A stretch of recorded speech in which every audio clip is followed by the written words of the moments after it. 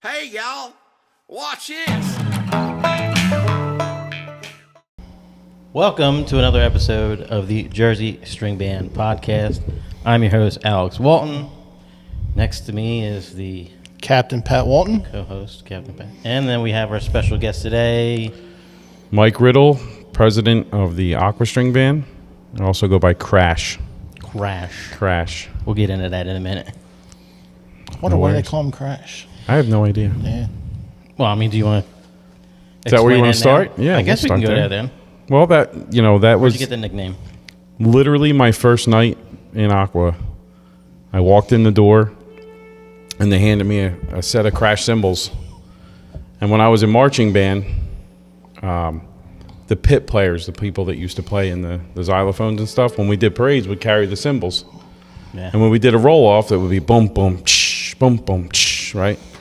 So they handed me the cymbals. The music director said, drummers roll off, and they went bump, bump, and I slammed these cymbals. And the bass drummer stopped, and the whole band stopped and looked at me, and the guy went, yo, Crash, settle down. And that was it. That was my nickname. And it was a few years before people knew my name was Mike. They thought my name was Crash for years. That's a sign of a good nickname, I think. Yeah. When you get your nickname in the first roll-off of your first rehearsal, Yep.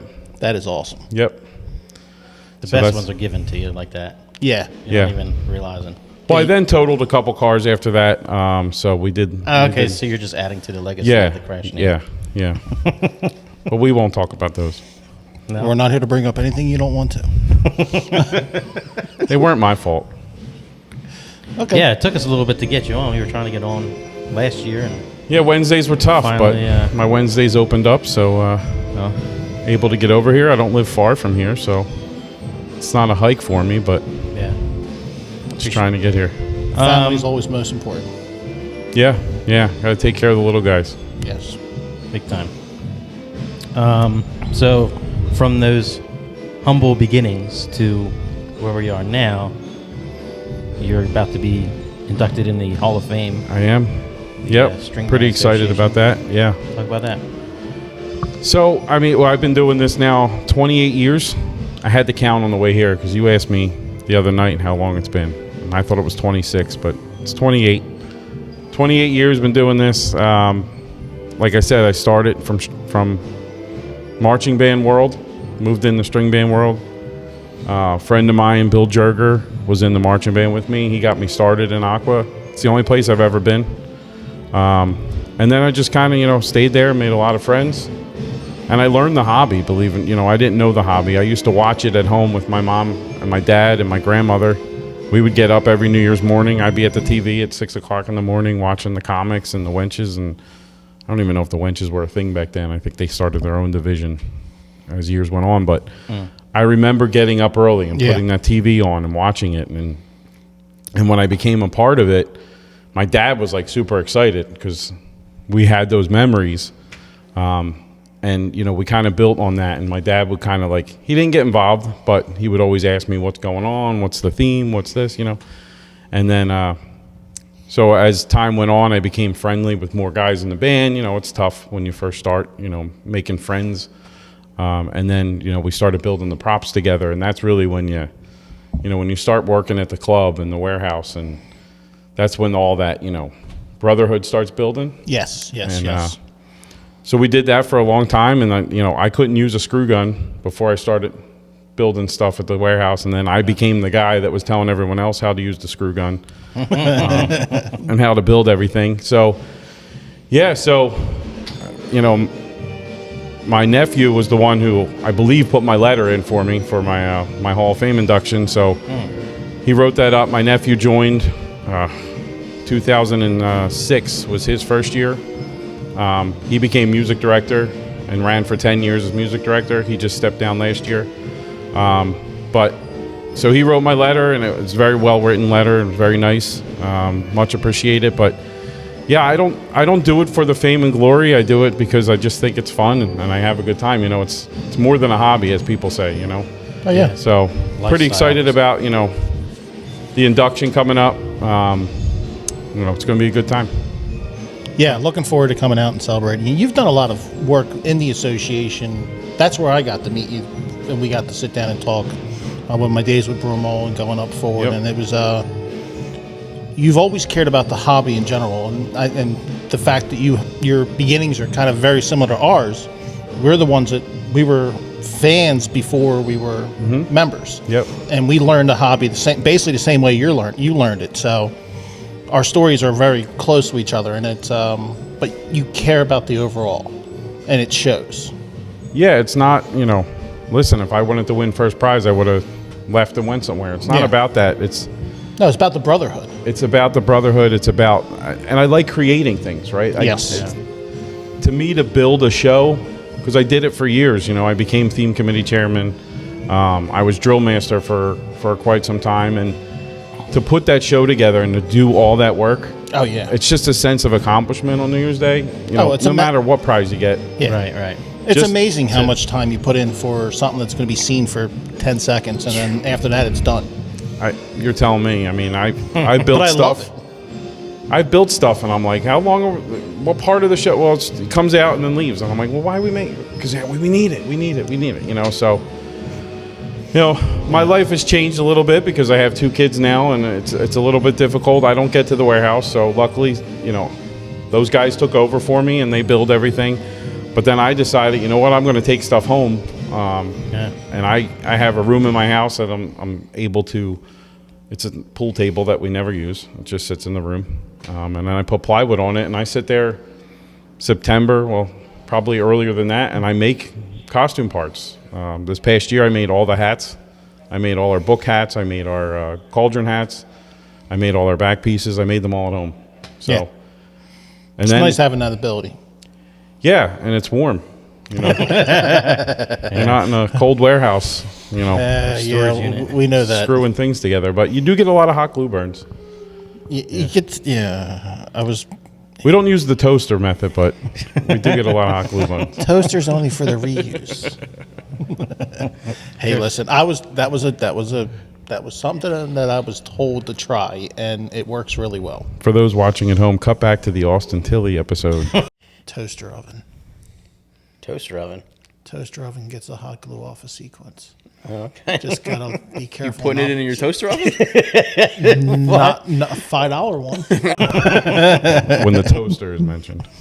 Yes. Minute mark, Alex? Minute mark?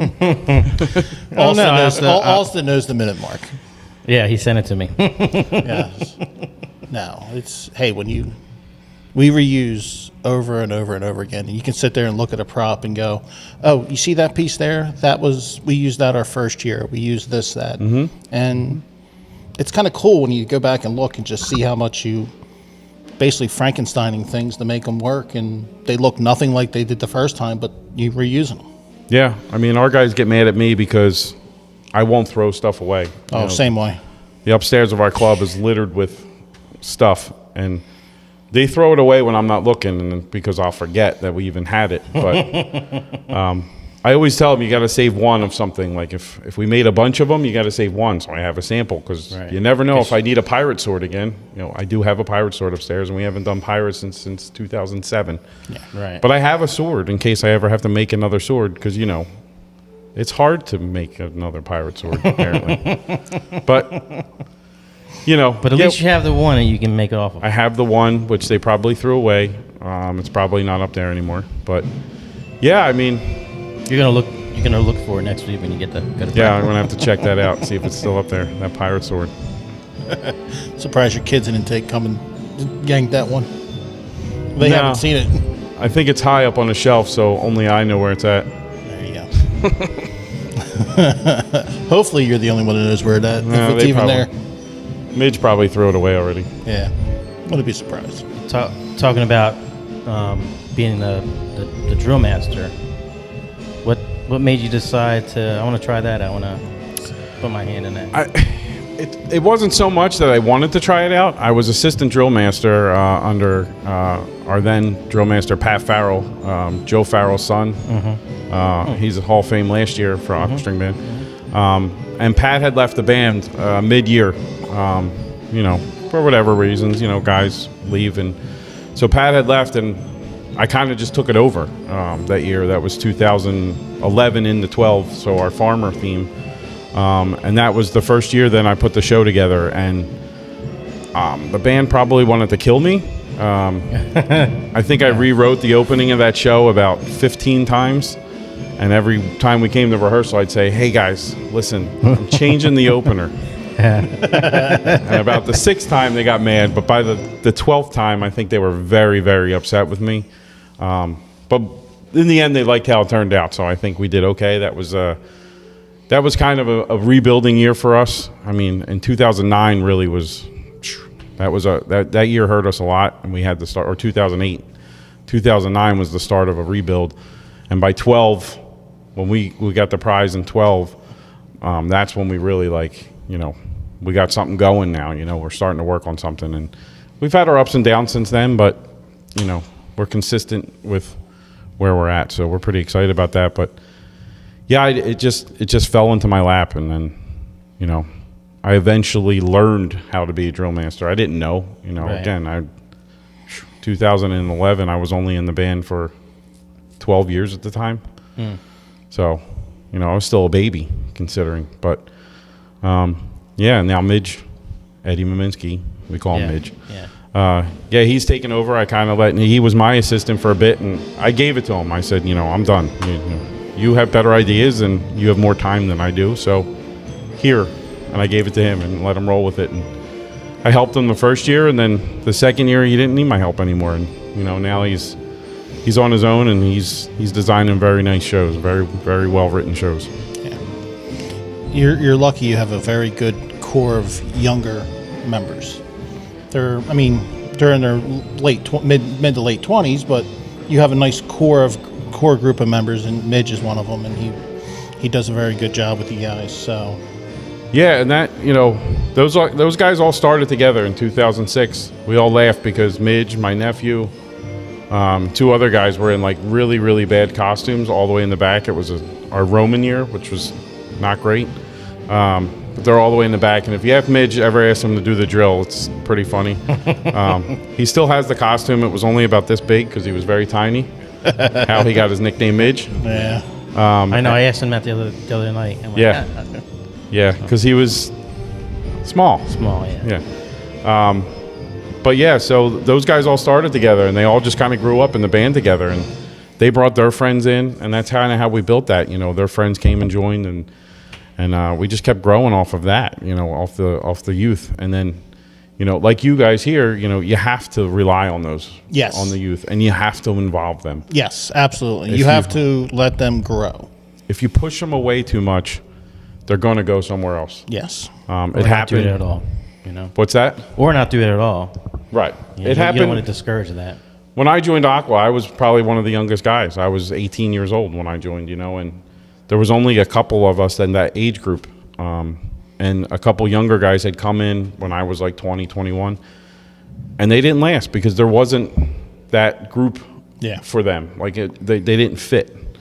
But then, we kind of worked those guys in, the Midges, and then Midge brought his brother, Kenny brought his other son, Andrew, in, who's now our music director. Yeah.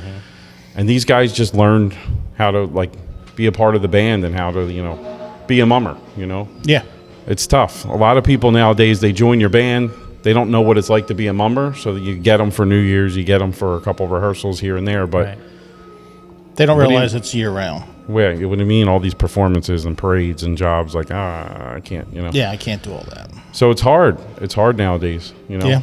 It's tough to get the ones that are like, okay, all right, I want to do this. Let's do this all year. Yeah. Yeah. Why not? Yeah. It's tough. But Yeah. I mean, I was just talking, with people the other day about, how to keep people in bands, and it's in our hobby now, it's so expensive to do what we do. So you have to continuously do jobs and run fundraisers. Yeah. If you just had rehearsals, yeah, I'm sure a lot of people would show up and do your rehearsals, but trying to get out and do as many jobs as you do to raise the money for what you want to do, Yeah. it's where it's a toll on people because they have jobs, and a lot of the younger guys are they're working weekends and they're working nights, and it's like, what do you mean? You College. College, schools, yeah. Yeah. So it's tough to keep them, but we kind of figured things out, the way we can work things, and we're not huge. We're not a big band by any means, but you know, we figured out how to be who we are and have our own unique style. So Yeah. No, you guys are basically the same size as we are. mm-hmm. So, but you don't you have a you don't look like a small band. Let's put it that way. Yeah, and that, I mean, hats off to our theme committee and Midge. You know, the way they write our shows now, you know, it's built for us, and that's how you have to build a show for your band. You can't build a show around what you think is going to get you the best points and the best prize and the best. Like, you have to build for what you have. You know? Yeah, you got to do a show that you can your actually strengths pull off. Yeah, you have to build on your strengths, your weaknesses, and that's the show you have to do. And they're going to judge you based on that. They're not going to judge you because you look like somebody else. Like, Yeah. because if they're doing it better than you, it's not going to go well for you. So, Yeah. you know, you got to be unique nowadays. You know, these shows and themes have been done so many times that, you know, everything's unique now. And it has to be different. So, you know, that's how we kind of set ourselves apart a little bit. Yeah. Yeah, it's like you said, especially with all. I mean, every theme has pretty much been done ever, right? So it's just whoever does, let's say, a clown theme, whoever does that more uniquely than before. Yeah, you're not going to be able to go out there with just a traditional clown theme, and No. it has to be something different. Like it's never been done before. And we all think it's never been After done. the 37 times. Yeah, you do it, and then you go back and you watch some of the other videos. Oh, they're doing The same ideas. Yeah. Yep. We've sat at theme meetings and I'm like, what about this? And we put it all out, and then I watch. They're like, Nope. did you ever watch so and so? And then you watch it, you're like, Ah, man. all right, back to the drawing board. That's the exact show we were gonna do. So, yeah, it's just the way it is now. And like with the props nowadays, it just gets ridiculous. You know, the creativity too. Yeah, I mean, with the new prop rule in the trucks, it's really toned down. I mean, we used to take 2 tractor trailers full of props down. You know, Yeah. and Big old flat. I remember seeing big flatbeds. I think my first year. yeah, we never had the flatbed because we used to build over in Jersey and we had to get it over the bridge. So everything we built fit into a tractor trailer. But there were a couple years we had 2 tractor trailers down there on New Year's Day. We took 2 tractor trailers, or at least one, down to the show of shows when we used to take stuff down there. Like the amount of stuff you would build, and then but again, now they're so creative on how to build it to fit it into the truck, right? So Yeah. you can stretch it out and make it look bigger than it is, and it's all flats, it's all smoke and mirrors, right? It's all how well it's painted and how well it's built to look like what it's supposed to look like. Not like shag carpet. Shag carpet, yeah. That's what we thought your backdrop was, but you showed us that it wasn't. No, it was definitely not. It would have been good though if you did put the shag carpet on there. Yeah, we did shag carpet. It would have been a different color, but It would have been fun. yeah. Color would have been like that green, that I would have done the lime green. pea green. Oh, okay. That pea lime, you know what I'm talking about, that lime green yeah. Fun. To cut back to like what we were talking before we said. Sorry. Real fun. Real nice. Sometimes you build things and you're like, they're going to see it from 60 feet away. It'll look fine. Fun, real nice. Yeah, it did turn out. Yeah, see, I'm kind of the opposite when it comes to that because, Midge is kind of a perfectionist. I've seen how he lays out his his show. I'm like, Yeah. you're never going to see it. It's so far back. It's so far. By the time it gets close and goes away, you're never going to notice. And it's funny because, like, in doing this for so many years, New Year's Day is very stressful as a drill master, as a presentation director, because once you get down there, it's, you can practice all you want, but once you get on that street and that weather is what it is, like this year with the wind, we had props fall over and they were breaking and the wind was knocking them over. And it's like, you spend so much time in detail and making sure the paint's perfect and the sequence is lined up right. And as soon as that prop falls on New Year's Day outside, you slap it back together and you duct tape it and you spray paint it however you want. And it's like, because you'll never know. Yeah. One year, our swing year in 2015, we had these things that swung on the front of the prop. And it wasn't until we unloaded the truck the next day, I was looking at it and I said, why is there a Pepsi can screwed to the back of the foot of the swing dancer? And the one guy says, well, it broke on the street. And all we had was a Pepsi can laying on the ground, so we crushed it, and then we used it as a splint to screw the foot back on. Okay. I never noticed. Creativity. Never noticed. Paint sticks work well too. Yeah. Good, Yeah. But, you know, you just, when you're out on the street on New Year's, you just kind of, you have to let it go. You can't fix things, you know. Certain things aren't gonna work, and you have to cut them and fix them and change them, and, you know, you just have to make it work. It's just the way it is. Yeah. Does that eat at you if you have to like cut a prop? Never had to cut a prop. No? Never. Nope. We've always figured out how to. You mean cut, like not use it? Yeah. No, we've always somehow figured out to use everything that we've made. Yeah, we've never had to actually leave anything on the truck. I'm trying to think if we ever left it. I don't think. You know, we built stuff that we just didn't finish, and we were not because we didn't have time, just because we didn't. Yeah, we're not going to use it anymore. We don't want it in the show. It didn't work during rehearsals or. But it wasn't finished yet, you know. It was just kind of like a piece of something. It wasn't. Yeah. But we've never actually cut a prop just because we didn't have, you know, people or for any reason, for weather or anything like that. We never had to do that. What prop did you make that it was like you just hated it? Like it was just it's a pain in the ass. Well, you got a bug attack over there? I don't know what happened.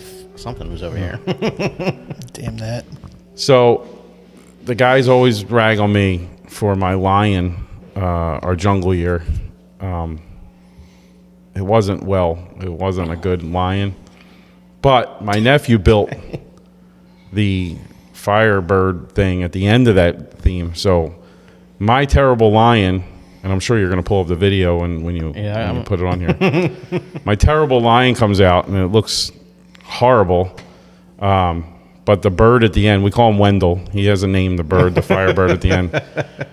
Wendell is a lot worse than my bird. So, Corey, when you're listening to this, I'm going to take credit for my lion. That was terrible because his bird was worse. But yeah, that was probably the one prop where it just wasn't.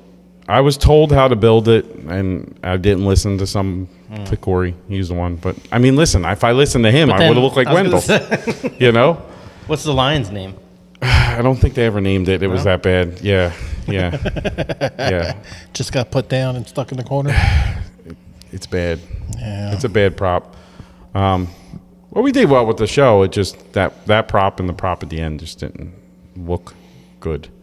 But those props were okay. I think the worst prop that I ever had an idea on how to build almost killed Kenny Maminsky at the time. It was our 2019 the minor theme. Oh, when you guys launched him off the cart? So he was supposed to come down in a wagon, and I remember seeing him at a parade. He was all wrapped up. He has bandages all over the place, and blood on his scabbing up on his face. And his wife was our choreographer. I thought she was going to kill me the day that this happened. We were at rehearsal, and he hadn't tried it yet, and it was just a garden cart. You know, it shouldn't never been used for a person. But we all tried it. We all went down it numerous times. Well, Kenny's 6'2" or whatever he is, a lot bigger than us. I mean, I rode down it, and I was okay. So anyway, we rode down in the cart, and he was supposed to come down and then stand up.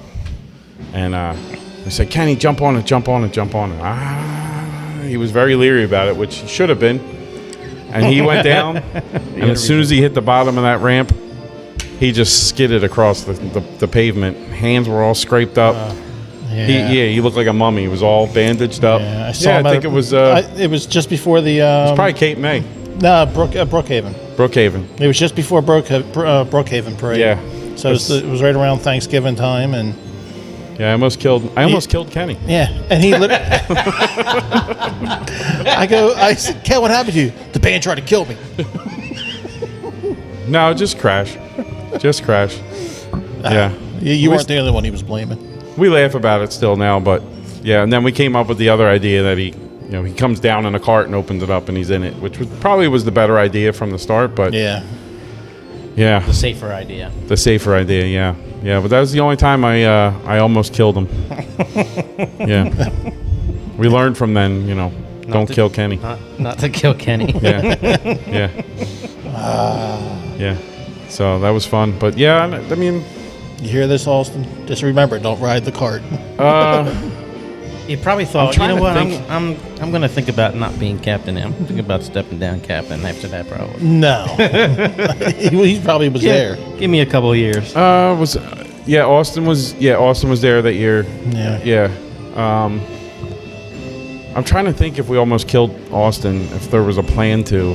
I can't remember if there was or not, because I wasn't as involved in the show this year as I normally am. So There's a plan to kill the captain every year? no, I just don't know if there was. I don't know. There's always that crazy idea that we're going to do this. Put him in this predicament. Like Cade this year. You flip him upside down. The poor guy fell. Before New Year's, and even Jimmy Good got flipped upside down. So I think it's in the cards for Austin to get flipped upside down or turned around or put in a toaster oven.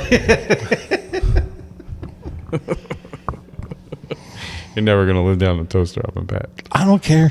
It works. It don't bother me. It takes the glue off. My fingers don't hurt as much. I know your theme this year has nothing to do with like a toaster oven, but if there's somewhere in there a toaster oven, I would much appreciate it. Midge, if you listen to this, Is there going to be a picture of me on it? we'll see, Pat. We'll see. Let's talk about 2026 theme for Yeah. you guys. Just give a little explanation without. I know nothing about this show. Okay. Nothing. No. They knew you were coming on here. That's why. Obviously, don't tell us what you're. But just No. So the way Aqua works is our theme committee is it's co-chaired by our drill master and our music director, and our president holds a spot on the theme committee, and then we elect 6 other members to that theme committee.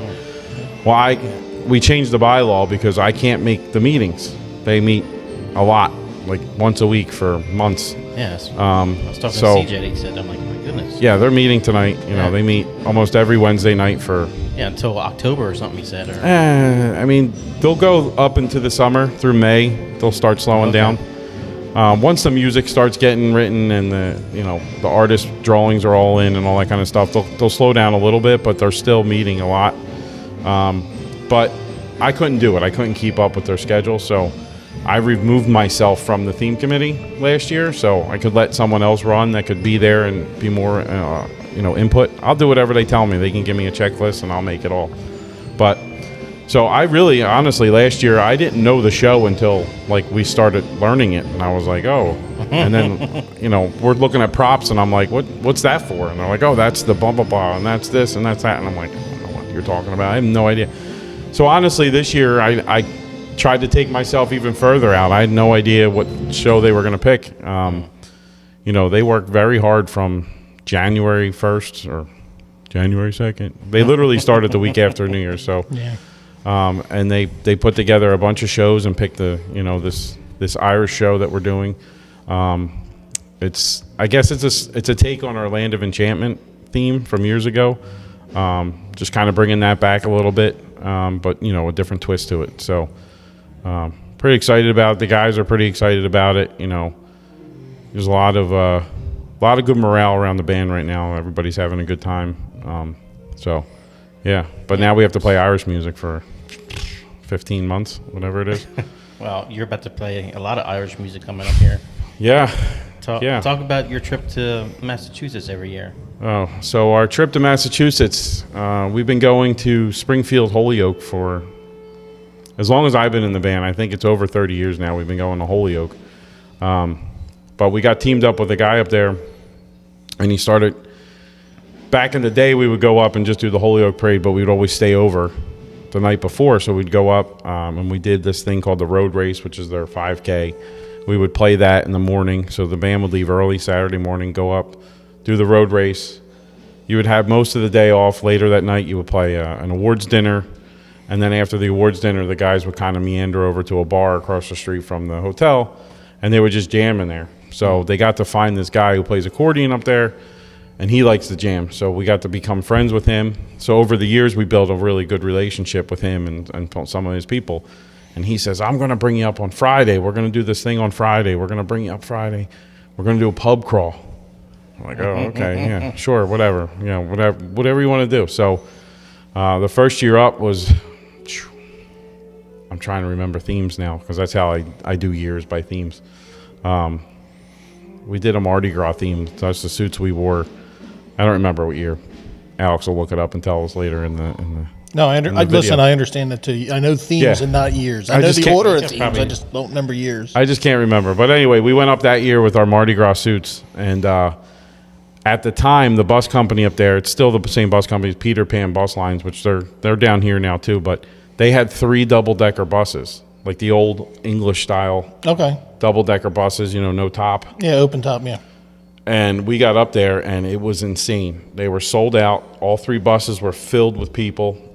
And we bar hopped. And we went into the bar, and there was a bagpipe band, the Holyoke Caledonian bagpipe band. They've been doing it with us just as long as we've been doing it.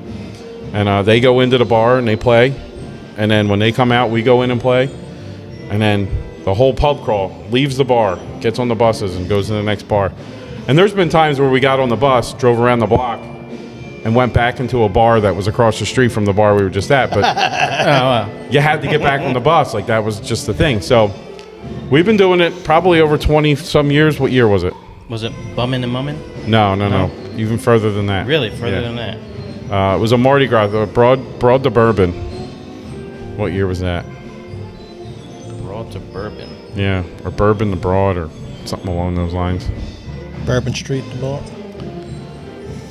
Still didn't find it. How far back do I gotta go? Well, he's only been in it for 30-some years. So 2000. It's in the 2000s. in the 2000s? 5. 2005 or 4. 2005 was just 3. 2003. 2003. Mystical. Crew of Mummies. Crew of Yep, Mummies. that's it. So it was 2003 we went up there. You were waiting on that name, weren't you?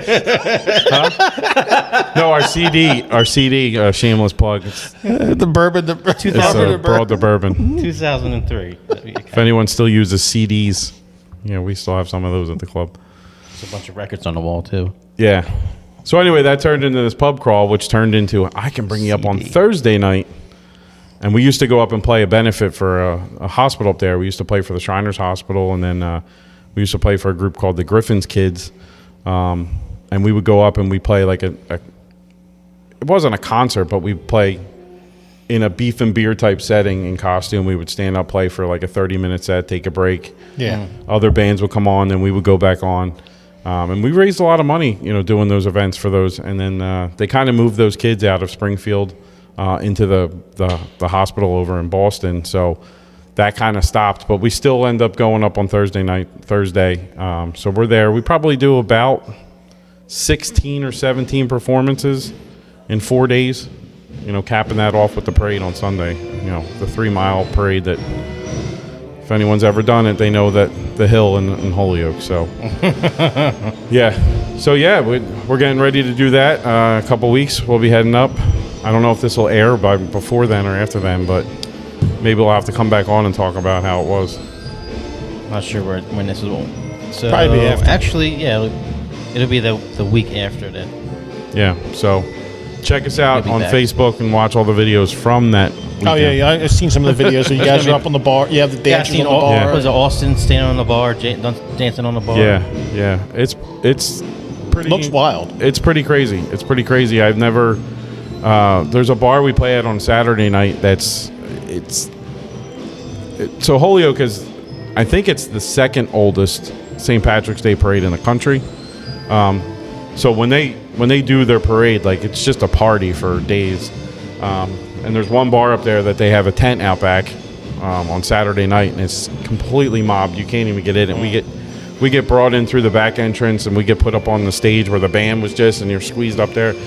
But the crowd is just insane. It's incredible. I mean, they've probably been drinking for a very long time at that point. Well, I know they have been, but That helps. yeah. Well, yeah, the fact but that St. Patty's Day is Monday, they'll be drinking from Monday all the way through this time. probably. I mean, they've already started up there because we're a lot of friends with people up there, and they've already started having their parties and their beef and beers and their, their parade is like our parade. Each little town has their own division in the parade, and they raise their own money, and they invite their own people, and it's crazy. Yeah, I mean, last year we went up to Connecticut, and it was just insane what they do in Connecticut, and I can only imagine what they do with the second oldest. Yeah, it's very, very big. Yeah, it's a large parade. But A lot of groups, but you guys are the only mummers up there, which is not Frowninger and PA come up on Sunday only. Oh, okay. Yeah, they've been coming up for the last couple of years, so we get to go over and haggle Hang out them with a them. bit. Yeah, last year we went and drank on PA's bus, and They had stuff left. Well, that's good to be neighbors. a little too. bit. Yeah, they had a couple beers left. A But yeah, couple? yeah. Well, they come up that morning. They leave at like 4 or 5 in the morning or something. Drive up that Jeez. day. Okay. Yeah, How long's the drive? it depends. It could be 4.5, 5 hours. I mean, I wonder what happened down there. yeah. I don't know. They just played Malakaliki Maka. Did they? Yes, they did. That's why I'm looking. I'm like, dude, it's March. Why are we Yeah, playing Christmas? it is March, Anyhow, people. So this is not pre-recorded that early. No. That's Yeah. all right. You'll be doing that with St. Patty's music all the way through December next year. 15, 16 months. Yeah, but then, longer than that, because then Well, you're going to be starting. Then you- No, actually, pretty much for you, it'll be probably like 24 months. you're gonna have Because you're a going to year. be playing it in like August of this year. Yeah. So we've already started like a couple weeks ago playing our Irish stuff, and then we'll So, play it. until next St. Patrick's Day. And then I'm going to tell Andrew that he has to take a break. Right, until next St. Patrick's Day. Right. Yeah. So it'll be about 13 months worth Yeah. of playing Irish stuff. But I'm going to tell him he has to take a break here in between, like April. We don't need to work on that stuff. We can take a little bit of break. I love Irish music. I'm Irish. I love it. But for anyone in string bands, Irish stuff. And It's when this- you go to Holyoke and play 16 jobs, The same song. you're tired 30 of hearing times. Irish Eyes Are Smiling and 4-Leaf Clover. Trust me. Yeah. Yeah. Well, luckily, in another month or so, we'll be, Stars and Stripes kind of mode. Yeah. Yeah. And I'm sure the I'm guys who all write music in our band are going to throw in some Irish stuff in them and, throw out new arrangements and just Irish twist on everything. So you have a little bit of a break, maybe. No, he's done for the next 24 months. No. They'll start writing music and we'll start working on it and little bits and pieces here. And You'll still have an Irish song when you're wearing those suits in like, December of next year or November next year when you do the fall parades. But whatever your theme is for 27, you'll be Thanks, starting Matt. some of them too. Thanks. But you'll enjoy it. Thanks. That's all right. Can't wait. God, we were still playing pirate music this past weekend. You did? Yeah. Oh, we put Bedelia in there for the Pirates. Oh, well, that's... But that's an Irish song too. But it's all right. Well, now we're playing Italian downstairs, so Yeah, I know. we're really, I think went they're just from a- going through the seasons down there.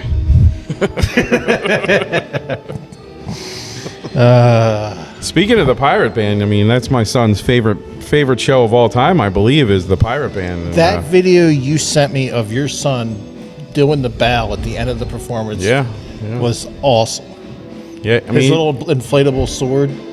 you're still the pirate captain and you're I still know. the pirate band. I mean, Yeah, your show this year didn't matter. You're still the pirate band. I know.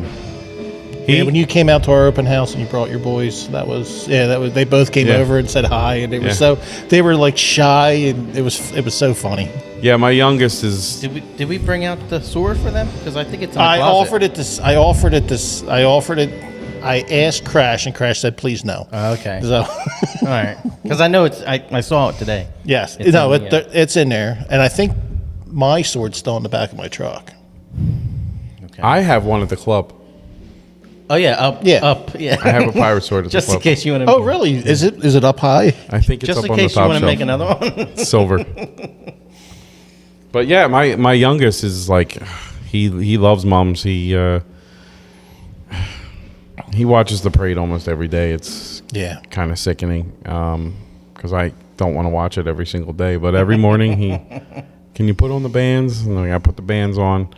But yeah, he does the drill and he knows the music and he has he doesn't have a banjo. He has a little guitar. He's a saxophone and depending on what's going on in the show, he pulls one out or the other out, and he'll definitely be a mom. He already knows how to strut and all that other stuff. My older one, not so much. He enjoys it, but I don't think he's not as into it as the little guy. Well, I think your older one's at that young. He's still young, but he's at that age where he's a little more. He gets embarrassed. I don't know. He just never. He just really never. Even when he was 3 years old, he never really just took on to it. It was just like, that's mommy and daddy's thing. But the little guy is, Yeah. Oh no, he is, because he came out and danced with me at the luau. They both did. He's got it. Golden Slippers is his song. That's his jam right there. Yeah, you throw on Golden Slippers, that kid will dance like crazy. So, yeah. One day he'll be in it. Hopefully this hobby's still around when he's old enough. Hopefully there's 14 bands. Yeah. Hopefully we're around. Yeah. Hopefully both of us are around. Yeah. I mean, you guys are doing well here. We sat in your open house. Well, I didn't play, but I was here, and you guys are doing well here. I mean, you got a good group of people, and that's what you need. You need the good group of people. I mean, you guys show up strong, everywhere you're at. You always have a core. Your core is tight. You know what I mean? Like, you have a nice core, and you guys show up, and it's going to build. You got a lot of young kids in the band. They're going to get better, and they're going to start. Yeah. And they want to be involved. Yeah. And we're gladly. Oh, I got this song on arrange. Oh, cool, bring it out. Yeah. We don't. No, bring it out. Let's bring it out and see what we can do. And they love it, and we love having them here. Yeah. And you're disciplined. You know what I mean? Like, when we showed up, everyone's sitting down, ready to go. Working on some chords or playing something. You need that. Like, we were just joking about it last night. How we used to use Joe Morella, old captain, and he had come by last night. He wanted to give me something for the Hall of Fame, and he's asking me how things are going. I said, it's funny because years ago, at 8 o'clock, you're begging guys, come on, sit down, let's go, we got to get started. And by 8:15, maybe guys will sit down, and guys are still walking in the door at 8:20 because you're not starting on time. And now, I don't know when it happened or how it happened, but at like 7:55, the whole band sat, tuned, and now we kind of bust on Andrew a little bit, and we're like, well, we're ready, so we're going to wait 5 minutes. We're not going to start early tonight, But it just happened, and guys just became more disciplined, and they're listening more, and they're it's just a different vibe, around there. And oh yeah. You guys have it too. You have everybody just sits and listens and pays attention, because you can't. I've been in the band, in Aqua, when it's not organized and it's not a tight. Yeah. And people, you have certain members that come in and they're like, well, I'm not going to get there at 8 o'clock if they're not going to start until 8:30, and and the disorganization kind of pushes people away. So you have to be tight and organized. It helps that everybody likes each other too, for the most part. Yeah. And they want to play with each other. Yeah, and you got your people that are tighter with each other and fun. But I mean, we try to do it in a way that, like, we start a little earlier. We start at 7:30 with our rehearsal, and we did it that way because we have a lot of young people in our band, and sometimes school requires extra work that you have to do. So we do a 7:30 to 8:30, take a 10-15 minute break, and then come back and play till at least 9:30. And then that way it gives people a chance that some people can only stay till 8:30, and they at least come here. If you're only going to be able to go to 8:30, you don't start till 8. Is it even worth going for 15 minutes? Yeah. I mean, so hey, just stay till the end of rehearsal and then head on it. You don't have to do the whole rehearsal. So it gives people. As a family band, we want to give people every opportunity to be here. Yeah, and that's it works for you. You have to do what works for you. Yeah, you got to find that little niche and make it work. Yeah, and we got most of our people stay the whole time, but we do have some people that break, they go home because. Like Alex. No, I'm here. No, Alex. I'm one is of here. the last ones to leave. Alex usually is one of the first ones here Alex. and one of the last ones to leave. I know what time Alex leaves. I do too. I got a text message this morning. Yeah. For those that don't know, Alex has been hanging out with me late on Tuesday nights. Yeah. Alex is the favorite Walton. I wouldn't say. I mean, my kid likes you. Yeah. Oh man, that's awesome. I love that, Crash. I love you, man. That's awesome. Am I something different in your phone? Are you something different? Yeah, I thought you wrote me something on your No. the contact. No, you're just Alex Walton. Okay. Yeah. I thought it was like favorite or. No, you're one of his favorite contacts because he Bet. probably talks to you more than It comes other people. up before P, so you're Alex well, Walton that's- before it happens Pat a lot. Walton. Yeah. Yeah, That you're happens a lot. I mean, you're the famous Walton brothers. You know, I mean, Famous? there was no other Walton brothers before you guys, right? There wasn't like a TV show or anything like that. No mountains or anything named after us. No, No big stores. I can't think of anything. I can't think of anything either. Big stores. Walton store? There was a Walmart. Why do you think it's called Walmart? I have no idea. I don't shop there. I try not to either. Oh man. Why'd you pick up the? I wanted to ask you earlier, but we started talking. Why'd you pick up the drums? When? Well, they were on the floor. Why'd you start playing the drums? No, that all started in grade school. You know, my grade school had the elementary school had a band. You could start learning in 4th grade, and I just picked drums. You know, so I picked drums. I'm not a good drummer by any means. I'm an okay drummer. I don't know how to play a drum set, not at all. I'm not a trained drum set player. I did marching band, so I knew how to play marching band. I played the tenors or the Okay. quads, depending on what you want to call them. I played them for most of my marching band career. And then when I joined string band, I played cymbals my first year. Crash. Yes. Yeah. And then I did dance slightly one year, a very simple, easy, clownish dance. But like a. It was a little better than that. No. And then I played timbales one year. Whoa. And then I switched over to bass drum, and I played bass drum until 2006. Well, 2006 was my first year on snare, so I've been playing snare since 2006. Yeah, and I think, not tooting a horn or anything, because people have asked me this before. I've gotten phone calls at 1:30 in the morning on a Tuesday night. Yo, who's the longest tenure drummer? So Jimmy Muller is longest. He's been playing drums for Quaker for. Yeah. I think he told me in the early 90s he started. I know 98. He definitely played in 98, the Russian team, or 99, right? 99. But he's been playing before that, and then me from 2006. I'm the second longest tenure drummer. So I need somebody to take over because it's getting tiring carrying that thing everywhere. Oh, you like it? Do I like it? I said, you like it. It's okay. You wouldn't be The Crash new- without not being on the drums. The new harness makes it better. Now I can pull them up. The newer harnesses and stuff that everybody's starting to use. Makes it a lot easier when you're walking and it's not just hanging off you the whole time. But, yeah, so that's why I play drums, and then I just kind of got thrown into snare in string band. My first job was on the Atlantic City boardwalk playing something. I forget what it was. And, I couldn't do anything. It was just that's all I did. I never moved my hands other than simple beat. I couldn't do a roll and a roll off. It was just because I was too nervous. I didn't know what to do. I was going to screw it up. And then you just start loosening up, and now it's your thing. And by any means, I'm not the best drummer. And CJ in our band will tell you that I'm not the best drummer. I wonder why. Yeah.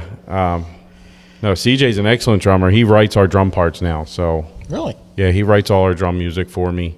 And that's changed too, right? It used to just be you're playing string band music, and now we're writing drum parts. And, I got to learn drum parts, and be able to go back to my high school days and be able to read drum music that I used to read because I don't remember any of that stuff. And CJ lets me know that I don't remember any of that stuff for sure. But yeah, so now, we're writing drum parts, and, now there's a whole. I mean, we had 5 drummers this year. We had between the snare, the bass, and then we had a marimba, a xylophone, a vibe. Then you got your timpanis, your concert bass drums, and plus all your other auxiliary stuff like Yeah, we're basically we're getting to a point where we're bringing a full marching band show on the street now. It's a lot of percussion. Yeah. A lot of percussion. But you make it work. You have to. And again, it's one of those things you build to your strength. We have people that can play them, so Yeah. we got them. Use them, yeah. Yeah. Yeah, absolutely. I don't need 5 bass drummers, so if a couple of those guys can play marimba and xylophone, let's add it in. Make their show work with it. Yeah, auxiliary percussion is becoming more than just a second thought. Yeah. It's becoming more of a primary thought. No, and that's again why we're But you writing. have to have people that can play it. You have to have people that can play it, and it has to be written in. You can't just. you can't just throw it in. Yeah. No. Yeah. No, you have to get in gotta- there. And when yeah. we with our music, Tommy King does it for us. He does it for us, and the vibe part was thrown in this year. Yeah. With Patty goes, he hands it to Patty. Goes, I don't expect you to play this first night. Yeah.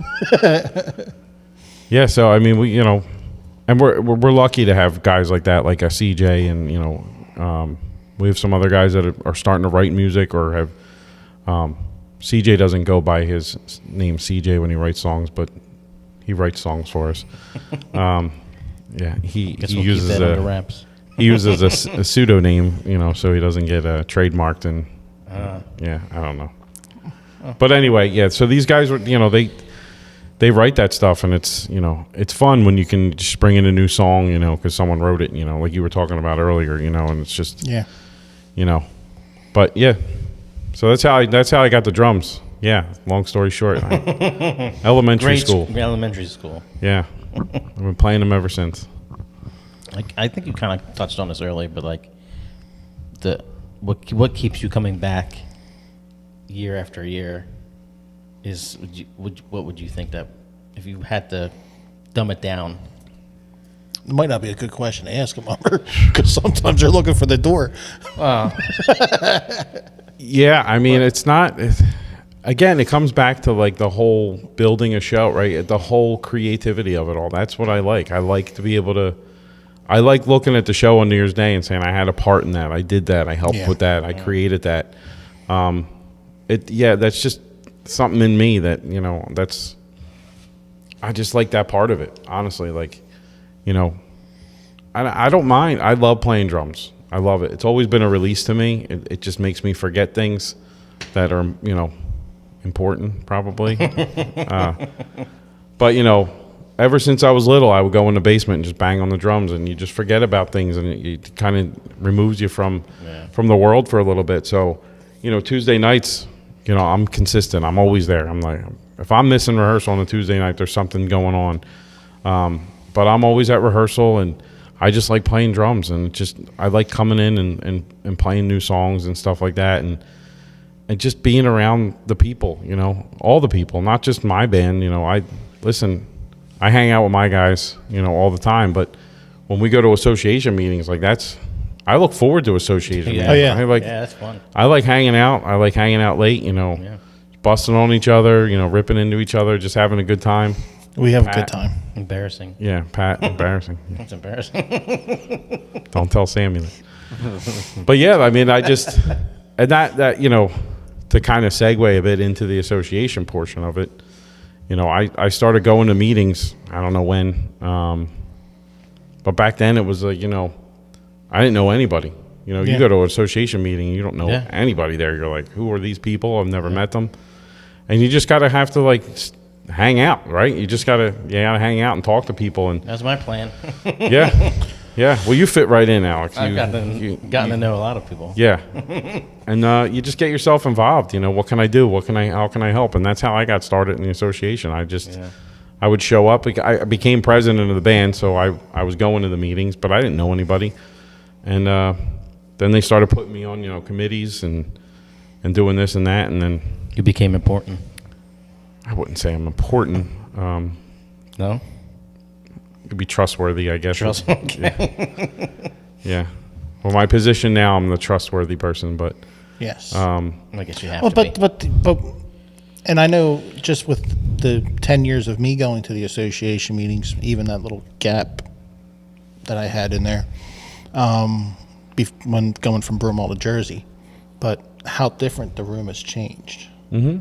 Yeah. And it's a completely different room now than it was when I was an officer. Yeah, yeah. I mean, you talk to the older guys, and it was, it was a tense room for sure, and it's, a lot of screaming and yelling. But, I'm again, 28 years is a long time, but I still feel like I'm new to the hobby because I wasn't born into this. Yeah. Yeah.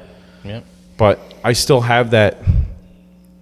When I started, I still have that mentality of, even though you disagree and you fight and you get angry, even on our level, the band level, once the meeting's over, that's done. You go to the bar, you have a drink, you shake hands, how's the family, how's things going, that kind of stuff I wish was more prevalent. Yes. Nowadays. I think a lot of people take a lot to heart. Take things personal. It's not meant to be that way. It's just we have difference of opinion, me and Kenny fought a lot, and there was one time I thought he was going to knock me out, and not the time he went down in the wagon. He couldn't have knocked me out that time. He was on the ground already. So you're saying you're one up on him? Yeah, but yeah, and as soon as that meeting ended, we went to the bar. We stood at the bar, had a drink, and you don't look back. We had a difference of opinion. We just didn't agree. And I wish that stuff was more prevalent because people are missing out on a lot because they feel certain ways about things that they probably don't know the full story on or shouldn't feel that way. It's just if my band disagrees with your band, it doesn't mean we don't like you. It's just we don't agree for the same reasons, because that's not the stance and the position of our band at this moment in time. Who knows? Right. 3 months from now, I might have a difference of opinion, but. Oh yeah, no, and not to get on that. and you're right. There's a lot of people that won't sit there and ask you your opinion on and why do you think this way. Yeah, I've had that. This year was the first year I've actually had someone come up to me and go, "Why does your band feel this way?" Yeah. And we had a nice 15, 20-minute conversation. And at the end of the conversation, even though our feelings weren't the same, they understood where we were. Mm-hmm. Yeah. So where my mindset was. Yeah. Because I need to understand why you feel this way. Yeah. I don't understand why you don't go with this. Yeah. And that's, I wish we could get back to more of that. But it's tough. And it was a great conversation. It was good to know where each of us stood and why they thought this way and why we thought this way, and we both understood why they felt that way. Yeah. Why we each felt differently. It's just a different time. It's we all evolve, right? As people, as the hobby evolves, things change, and we're just in a position now where it's we're all struggling, right? There's not a band out there that's not struggling. It's tough to keep people. It's tough to raise the money. It's tough. And I think a lot of that just takes a toll on everybody, and it wears you down. So guys like us who have been around and put everything into it, like, listen, there's been times where I'm like, I don't know if I want to do this anymore. Like, this is, this is hard. And then there's other times where it's like, this is the greatest thing ever. Like, it's great right now. So it has its ebbs and flows, its ups and downs, and you just kind of have to ride out the storm. And, that's kind of where we're at. Yeah. Oh yeah, we have those. I have those nights. Trust me, I have those nights where I go, I don't know why I do this, and then I'll see you tomorrow at 7. Yeah. Yeah. I mean, most of those nights are during mum season when you're exhausted from multiple rehearsals, being at the warehouse. Association meeting going till 2 in the morning. Well, that's different, but that's acceptable. That's acceptable. The 2 in the morning, getting up. That's up. You went home early. I know. That's I try to get home at 2 so I get at least 4 hours. You went home early that night. Yeah, I know. That's already on. That's already on the calendar. But yeah. But it's still it still wears on you because you get that short hour of sleep. You go work all day. You get home enough just to get something in you. And then you're out the door. Yeah, well, my problem is that's Tuesday and then Thursday of that week. So, like, I just recovered on Thursday morning, and now I know I'm not going to be good until Saturday again. So, no, but it's fun. I mean, listen, that's what I enjoy. I enjoy the fun, the talking and the hanging out. Like, the meeting ends at 10:30, and then next thing you know, it's 2 in the morning. You're like, what happened? I thought I had like one beer, and now it's almost like you don't want it to end. Yeah, And you yeah. see people leaving, you kind of get a little sad. Yeah, you're like, like, oh, you're like, I guess we're leaving. I guess we're done. Yeah. I gotta get out of here. I gotta get up in 2 hours. Then we like 2 hours. Then we okay. mope over to the door. Like, Yeah. Are you sure you're leaving? Not one more? No, Yeah. but I mean, it depends on where it's at too, right? I mean, so Yeah. I live far from uptown, so Yeah, but that's a good hour. And that was a classic night. I think we left at 3:30, so I probably got home around 4:30. Yeah. To get up at 6. Well, the kids get me up, but you was- just suffer through it. That was You're right. that was an infamous night that is going to be kept. Yeah, on the down low there, Alex. Yes. Way to give out all the details. No. Yeah. No, why I don't was just just- add something to everybody to know something. Just hanging out. If you know, you know. Yeah. No, yeah, it's But yeah, I mean, so I don't know where I was going with that. It's Just, okay. It sounds brain like we're at fart. a meeting. the association meetings. Yeah. Yeah, they're fun. Well, it's a brotherhood. It's a good time that we can interact because we our lives are so busy. We do so many things, and especially for getting ready for New Year's, we don't have time to hang out. No. You Well, know? I mean, and even then, like, when you start drilling, you're not going back to the club on a Tuesday night and hanging out till, No, 2 in the morning. No. If anything, I'm going back home and I'm making hats and back pieces and Yeah, you got stuff to do. trying to find the time to fit all that in. And, it's a lot of work. It's a lot of work. But, our guys, this past year, everybody kind of stepped up and we had a lot of help around and, and we got things done. I can't even, I think it's funny when you think about, like, how much has to get done to put a show up the street. Oh yeah, I know. And then when New Year's Day, you're like, I can't believe we finished that. Like, I can't believe we got everything done. Like, just yesterday, that wasn't done and this wasn't done. It's like, it's incredible to me how it just always works out. Like, I know. It comes together, but then like the 2nd of January when you're not going to storage at 7:00 at night to go work on a prop. Yeah. That's when you're just sitting there. You're sitting at home now, and you're just like, Well, that's when you catch up on your Netflix and your, yeah. But then you just sit there and you're like, I feel like I should be doing something. Yeah, January is always the hardest month for me. I'll get really busted for this, but I started a puzzle after New Year's because Okay. you know where the puzzle is? It's still on the dining room table, unfinished. It was given the puzzle as a gift, and I was like, you know what? I'm bored, and I started to build this puzzle. Now I'm stuck. I'm going to frame it. It's a Flyers one, but Do the outside first. that's done. Yeah, the outside's done the done. first The night. ice is done. It's the middle part where all the people are. It's very difficult. Yeah. But yeah, I started this puzzle. But now my life is, things are picking up, jobs and all this kind of stuff. So the puzzle's still sitting there, and I'm sure the wife's going to get mad at me that the puzzle's still on the table. And are you ever going to finish this puzzle? I don't know when I'm going to finish the puzzle. I don't know when it's going to get done, but There's I'm gonna be hoping she pieces- goes in and starts putting some of the pieces in because she's better at the puzzle than me. But I don't think she wants to attempt it. Is this now? Is this on top of is this your dining room table, or is this on Yeah, top this- of the? No, this is the dining room table, different table. Pool table's been uncovered now. You can play pool if you want. Nobody does. The kids just roll the balls on the table. Pool table, listen, we ain't got pool table money at home. That's not like, we went out and bought some pool table. This is a hand-me-down Yeah, someone gave it to you. Jen's grandmom's pool table that got handed down to us. It sat in our one garage in our old house for years because we had nowhere else to put it. And then this house had like that extra living room, that you don't know what to do with. Yeah. So we put the pool table in there, and I collect beer growlers, which are becoming more extinct. But I have about 90 beer growlers all hanging around in my house. So that's that room. So that's the room I work in. But, I said about Netflix, that's when you catch up on Netflix. And then I remembered that because I do all this stuff at home, I constantly watch Netflix and Apple. And Yeah, I run out of shows. You ran out. You're already caught up. Because I'm sitting there for a couple hours every night watching, it's running. I run out of shows. I watch like everything. There's like nothing left. It's not true. There's more. There's always more. Yeah. Nothing worth watching. I found some good stuff. You can find some deep stuff that you didn't know about. Or I'll go back and watch older stuff, you know.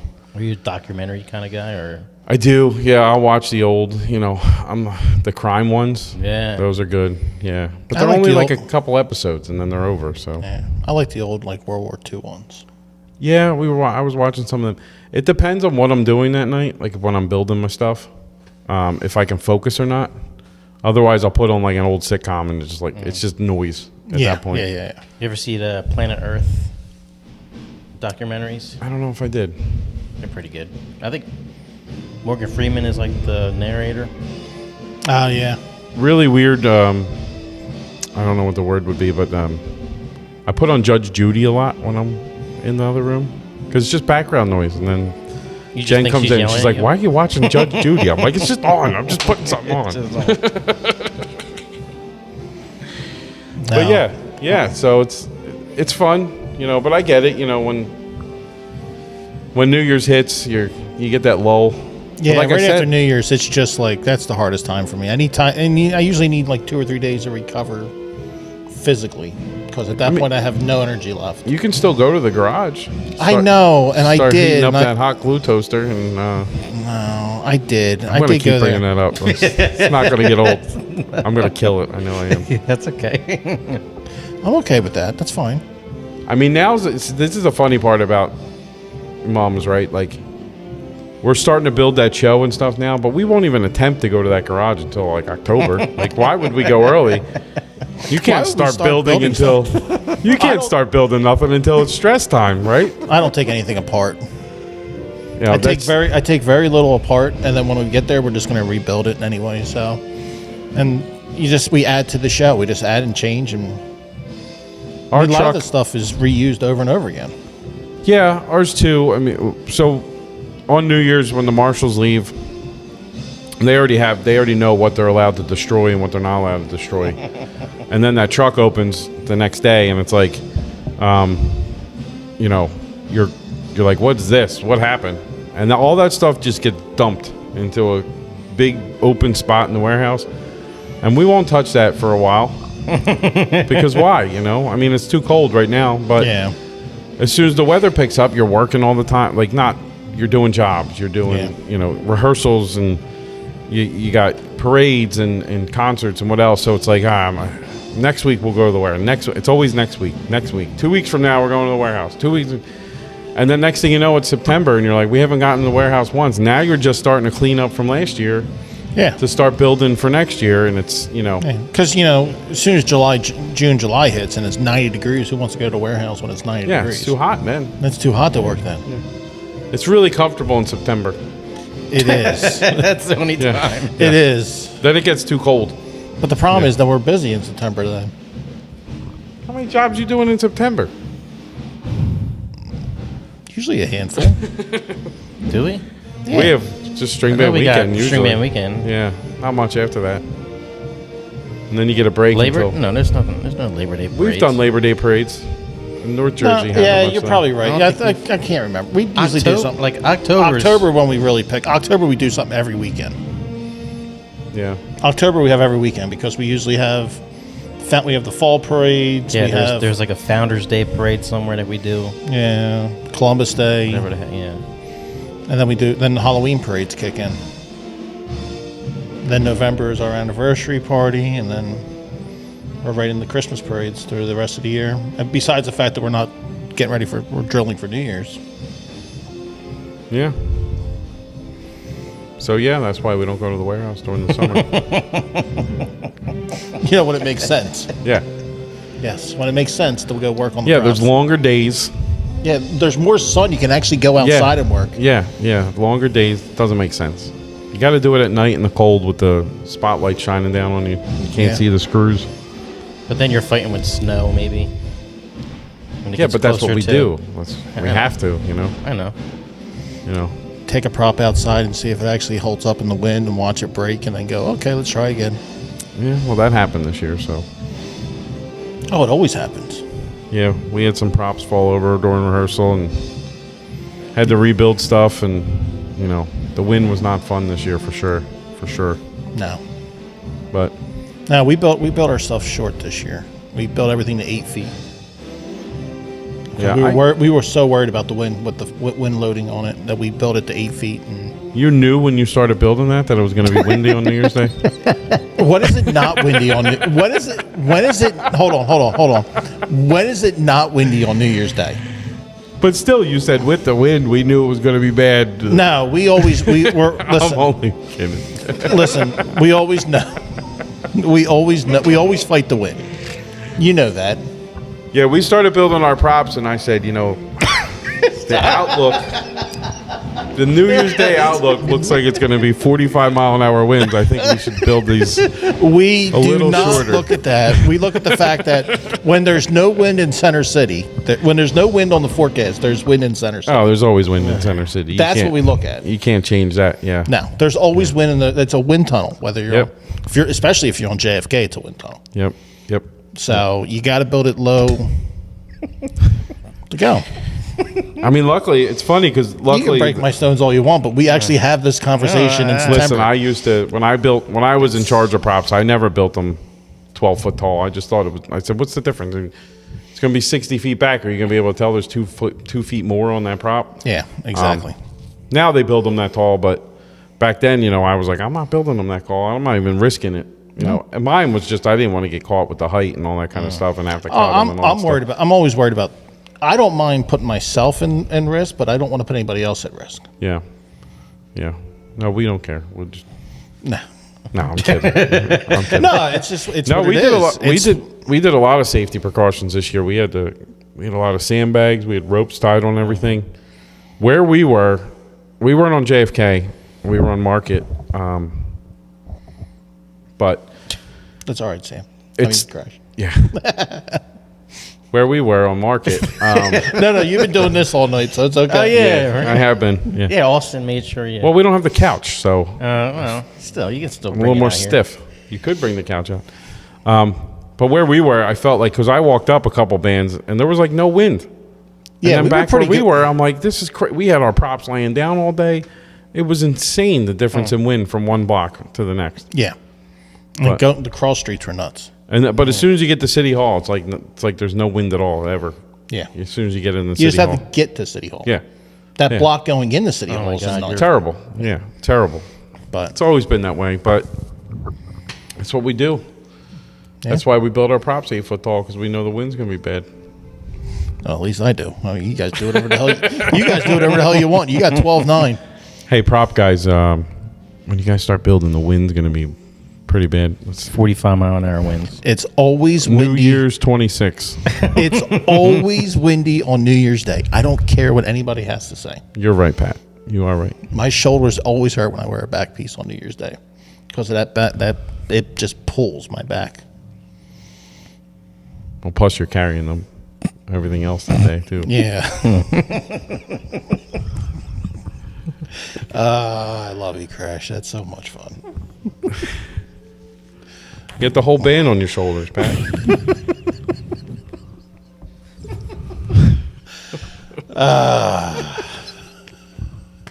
See, if we were on the couch, I wouldn't be able to give you that shoulder rub. Make my shoulder feel better. Yeah, just that one. Just that one. Uh, No, but you mean you guys are having fun? I mean, you guys are out there having oh yeah, a we're good having a time? ball. It's still fun. Yeah. You're always in. Every time they interview you, you're always having fun. I want to have fun. Yeah. Listen, I love it. Yeah. And he's Mike- yelling in the microphone. My Oh, kid. come on, stop. When'd He breaks my stones all the time. you yell in the microphone? All the time. Oh. That's okay. I in case you don't know, I talk loud. I haven't noticed. Most people don't. No, it's all right. I mean, listen, we back in the day when Ron Iannacone was our captain, Ron was he was all about getting the information out, right? So he was very talkative in the camera, and we used to make fun of him nonstop because just the way he acted, when he was on that microphone. There was one year we were in Williamsport, yeah, the Little League World Series parade, and the way they film you there, when you walk down the street, there's a guy with a microphone at one end of the street, but on TV, all you see is the band still walking down the street, but you hear the microphone as if the guy's standing right where the TV coverage would be. Yeah. So Ron, the guy comes up to him, not knowing that we were live, like he's being recorded like on the TV, and he's like, hey, what's your name? And Ron's like, I'm Ron. Because he's just thinking they want to know his name for whatever, when we get further up the street. No, here comes Ron, He goes, I'm Ron. And then so we still bust on him for that, like, I'm Ron. Ken told me about when he did when they used to do the interviews. Yeah. How you guys used to break his stone on how many times he said the word band. The 1 year, when they did the pre-recorded one. Yes, yeah. every other I'm word was captain band. of the band. My son's in the band. My wife's the choreographer of the band. My daughter That was helps his only the advice makeup he in the gave me. band. Yeah, don't say the band. Yeah. Well, that became a drinking game. He told me that. Yeah. 1 year I had Kenny for Pollyanna, and we do a Pollyanna in the band, and I made him a board game. And part of the board game, if you land on the space, you have to recite the speech from that, and you have to. So everyone just goes the band, the band, the band, the band, the band, the band, the band. But yeah, I mean, you just do this stuff, and all these things just, Alex was at the club last night, and he'll tell you, just talking about Massachusetts year after year after year after year, the stories are just, you can't wait to go back up because this happened last year, or that happened 2 years ago, or this is, because you don't know what's going to happen. No, you don't. Next time you go. But you're excited to see what's next. Yeah, what's going to happen. It's going to be crazy, and it's, it's what we look forward. That's the stuff you look forward to. Oh, yeah. Mm-hmm. Everyone always says they hate New Year's Day.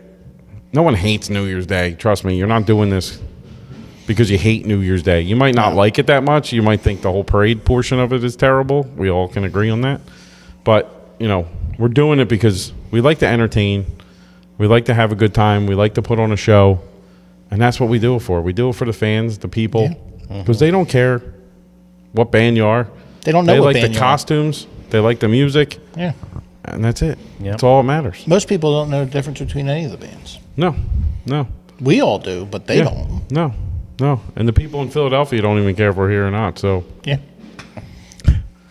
Okay. most of our fans, I mean, like fan-wise, right? Like Right. you go to a parade in Philly, there's like no one on the street. You go to a parade in Massachusetts or Connecticut, it's packed. I mean, listen, but Gloucester City, this past week was packed. What a great parade! There was so much energy in that parade. Danny Spencer puts that together, and it's a great parade. It is a great parade. Yeah. So I thanked him the other day about it. I said how great the parade was, and it just flows great, and the people are welcoming, and it's just crowded. 2, 3 deep, 4 deep. Yeah, they're excited. Yeah. Yeah. It's we always tell people Ron always used to do this when he booked our jobs. He'd always have to tell the parade people, like, you can't take the parade to the people. You have to bring the people to the parade. Mm-hmm. When you do this parade and you're winding through a neighborhood and there's a family here and a family that, it's not fun to play. You gotta move that parade to where get the people to come to where that parade is, not wind down streets with there's nobody on them. It's not fun. So, but yeah, we're having a good time. Having a good time. Yeah. All right. I look forward to it all the time. I think we're going to wind this down here. We're just going to bring it down low. Bring it down low. Last episode, we had Michael Luciani. Yes. Mr. White Lightning. White Lightning. Yeah. And I don't even know how he got that nickname. He told you how he got the nickname, so He did. you can cut back to that. But I asked him, I said, what did he say about me? Do you have a question for Crash? Because he's coming on the next podcast. And he says, what is it going to take for you to kiss his championship ring? Who, Luciani? Because he said Midge, I think, kissed it. Yeah, he did say Midge kissed it, yes. First of all, I didn't What- know he owned a championship ring. I didn't know he bought one. Are you shocked? No. It's I've White Lightning. never seen him wear it. Yeah, he didn't wear it at the... He didn't even bring it on the podcast. See? No, he How can I didn't. kiss something if it's not out in public? I'm not going to his house. I think he wants you to kiss it. Well, Mr. Luciani, you'll have to come and find me. I don't know that I'm going to kiss the ring, though. That's a little weird. I guess he Mr. thinks he's Godfather. Mr. White Lightning, I knew you when you were... No, I knew you when you were Captain of Furco. No. I don't know. I don't think I would kiss his ring. It's just weird. Weird. Midge kissed it? Supposedly, yeah. You know, but Mitch he did was- it as a joke. But he was a little intoxicated. Let's put it that way. We don't drink. No, we're clean. Yeah, I don't know. No. I'll have to see. I just saw him at the Gloucester Parade. I think he did say something about a question, but I didn't remember because I wasn't paying attention.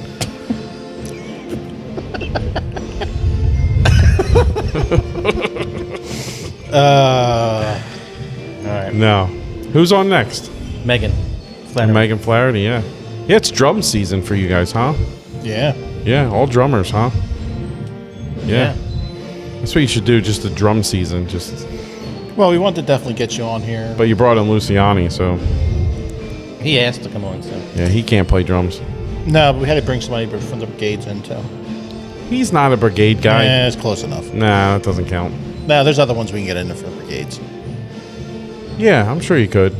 Yeah. But I think I like the string band thing. I do too. I do. Yeah. too. Yeah. Well, always appreciate your support and everything you do for string bands in general. Appreciate it. Yeah. And You put a lot of hard work in behind the scenes that a lot of people don't know. Of course, everything you do for your band, it's noticeable, big time. And thank you for the friendship and all this. So Anytime. yeah, appreciate you. Same Thank here. you for coming up. Thank you guys for doing this and putting this on every week and entertaining people. Yeah. You're building an audience for sure. I know. I hear it. Oh, we heard all about it last week I at the hear Gloucester City Parade. Yeah. A lot of people. So yeah, thanks So. again. I'll see you soon. Yeah. Thanks everyone and have a good night. Bye bye. Like, subscribe, do all whatever else you got to do. Yeah. Peace. Goodbye. Don't worry, Alex will get it eventually. Toaster. Toaster oven.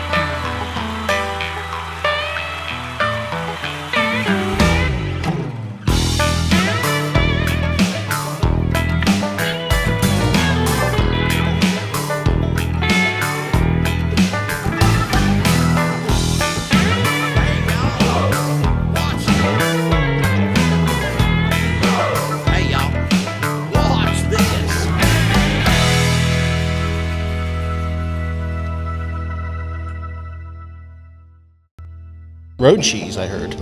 Road cheese.